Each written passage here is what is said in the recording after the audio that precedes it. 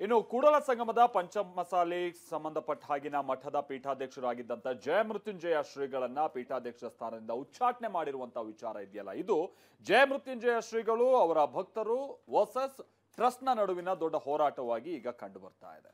ಅದರಲ್ಲೂ ಕೂಡ ನಿನ್ನೆ ಶ್ರೀಗಳ ವಿರುದ್ಧವಾಗಿ ಕೆಲ ಆರೋಪಗಳನ್ನ ಮಾಡಲಾಗಿತ್ತು. ವೈಯಕ್ತಿಕವಾಗಿ ಆಸ್ತಿ ಪಾಸ್ತಿ ಮಾಡಿದ್ದಾರೆ ಅನ್ನೋದ್ರಿಂದ ಹಿಡಿದು ಸಿಡಿ ವಿಚಾರ ತನಕನೂ ಕೂಡ ಪ್ರಸ್ತಾಪ ಆಗಿತ್ತು. ಅದಕ್ಕೆಲ್ಲ ಇವತ್ತು ಜಯಮೃತ್ಯುಂಜಯ ಶ್ರೀಗಳು ಉತ್ತರ ಕೊಡೋ ಪ್ರಯತ್ನವನ್ನ ಪಟ್ಟಿದ್ದಾರೆ. ಅಷ್ಟೇ ಅಲ್ಲ, ಮುಂದಿನ ಹೋರಾಟಕ್ಕೆ ಸಂಬಂಧಪಟ್ಟ ಹಾಗೆ ಕೆಲ ಗುಟ್ಟುಗಳನ್ನು ಬಿಟ್ಟುಕೊಟ್ಟಿದ್ದಾರೆ.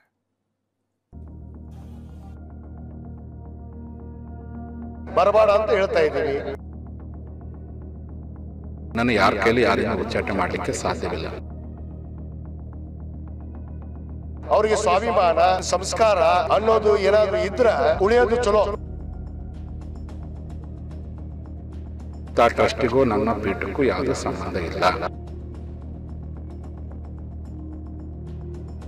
ನಿನ್ನೆ ಕೂಡಲ ಸಂಗಮದ ಪ್ರಥಮ ಪಂಚಮಸಾಲಿ ಪೀಠಾಧ್ಯಕ್ಷ ಸ್ಥಾನದಿಂದ ಬಸವಜಯ ಮೃತ್ಯುಂಜಯ ಸ್ವಾಮೀಜಿಗಳನ್ನ ಉಚ್ಚಾಟನೆ ಮಾಡಲಾಗಿದೆ.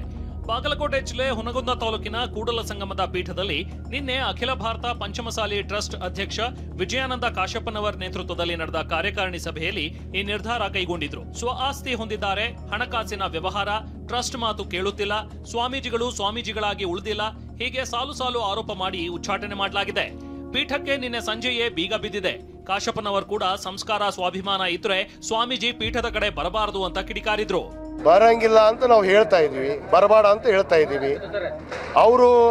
ಅವರಿಗೆ ಸ್ವಾಭಿಮಾನ, ಅವ್ರಿಗೆ ಒಂದು ಸಂಸ್ಕಾರ ಅನ್ನೋದು ಏನಾದರೂ ಇದ್ರೆ ಅವರು ಉಳಿಯೋದು ಚಲೋ.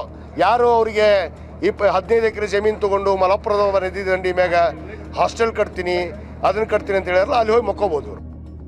ಇನ್ನು ಸ್ವಾಮೀಜಿಗಳ ಉಚ್ಚಾಟನೆ ಹಿನ್ನೆಲೆ ಇಂದು ಬಾಗಲಕೋಟೆ, ಬೆಳಗಾವಿ, ವಿಜಯಪುರ, ಹಾವೇರಿ, ಕೊಪ್ಪಳ ಸೇರಿದಂತೆ ವಿವಿಧ ಕಡೆಯಿಂದ ಭಕ್ತರು ಕೂಡಲ ಸಂಗಮಕ್ಕೆ ಆಗಮಿಸಿದ್ರು. ಕೂಡಲ ಸಂಗಮದಲ್ಲಿ ಯಾವ ಹಾಲ್ನಲ್ಲೂ ಸ್ವಾಮೀಜಿಗೆ ಸಭೆ ನಡೆಸಲು ಅವಕಾಶ ಕೊಟ್ಟಿಲ್ಲ. ಇದರಿಂದ ಐಕ್ಯ ಮಂಟಪದ ಬಳಿಯ ಜಾಗದಲ್ಲಿ ಸ್ವಾಮೀಜಿ ಭಕ್ತರ ಜೊತೆ ಸಭೆ ನಡೆಸಿದ್ರು. ಬಳಿಕ ಟಿವಿ9 ಜೊತೆ ಮಾತನಾಡಿದ ಅವರು, ನನ್ನನ್ನ ಯಾರೂ ಉಚ್ಚಾಟನೆ ಮಾಡಲು ಸಾಧ್ಯವಿಲ್ಲ, ಭಕ್ತರ ಮನದಲ್ಲಿ ಪೀಠ ಕಟ್ಟಿದ್ದೇನೆ ಅಂದ್ರು. ನನ್ನನ್ನು ಯಾರ ಕೈಲಿ ಯಾರಿಂದ ಉಚ್ಚಾಟನೆ ಮಾಡಲಿಕ್ಕೆ ಸಾಧ್ಯವಿಲ್ಲ. ನಾನು ಏನಾದರೂ ನನ್ನ ಮೇಲೆ ಕ್ರಮ ಕೈಗೊಳ್ಳೋದು ಭಕ್ತರು ಸೇರ್ಕೊಂಡು ಕ್ರಮ ಕೈಗೊಳ್ಳೋದು. ಲಕ್ಷಾಂತರ ಭಕ್ತರಿದ್ದಾರೆ, ಕೋಟ್ಯಾಂತರ ಭಕ್ತರಿದ್ದಾರೆ. ಹಾಗಾಗಿ ಏಕಪಕ್ಷೀಯವಾಗಿರ್ತಕ್ಕಂಥ ಕಾನೂನು ಬಾಹಿರವಾಗಿರ್ತ ತೀರ್ಮಾನಗಳನ್ನು ಕೆಲವರು ಮಾಡಿದ್ದಾರೆ. ಮತ್ತು ಆ ಟ್ರಸ್ಟಿಗೂ ನನ್ನ ಪೀಠಕ್ಕೂ ಯಾವುದೂ ಸಂಬಂಧ ಇಲ್ಲ. ನನ್ನ ಪೀಠ ಸ್ವತಂತ್ರವಾದ ಪೀಠಕ್ಕೆ ಆ ಟ್ರಸ್ಟ್ನೊಳಗಡೆ ಆಶ್ರಯ ಪಡ್ಕೊಂಡಿದ್ವಿ. ಈ ಟ್ರಸ್ಟ್ನವರು ಇಷ್ಟ ಇಲ್ಲಪ್ಪ ಅಂತಂದರೆ ನಾನು ಸ್ವತಂತ್ರವಾಗಿ ಪೀಠವನ್ನು ಕೂಡಲ ಸಂಘದಲ್ಲೇ ಸಂಘಟನೆ ಮಾಡ್ತೀನಿ. ಜನರ ಹೃದಯದಲ್ಲಿ ನಾನು ಪೀಠವನ್ನು ಕಟ್ಟಿದ್ದೀನಿ.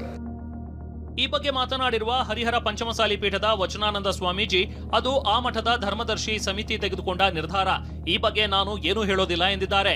ಅದು ಅವರ ಮಠದ ಆಂತರಿಕ ವಿಚಾರ, ಅದು ಸರಿಯಾಗಿ ನಮಗೆ ಮಾಹಿತಿ ಇಲ್ಲ, ಮಾಹಿತಿ ತಿಳ್ಕೊಂಡು ನಿಮ್ಗೆ ಹೇಳ್ತೇವೆ. ಒಟ್ನಲ್ಲಿ ಸ್ವಾಮೀಜಿ ಉಚ್ಚಾಟನೆ ಟ್ರಸ್ಟ್ನ ಏಕಮುಖ ನಿರ್ಣಯ ಅಂತ ಶ್ರೀಗಳ ಭಕ್ತರು ಸ್ವಾಮೀಜಿ ಪರ ನಿಂತಿದ್ದಾರೆ. ಇದು ಮುಂದೆ ಯಾವ ಸ್ವರೂಪ ಪಡೆಯುತ್ತೋ ನೋಡಬೇಕು. ರವಿ ಮೂಕಿ, ಟಿವಿ9, ಬಾಗಲಕೋಟೆ.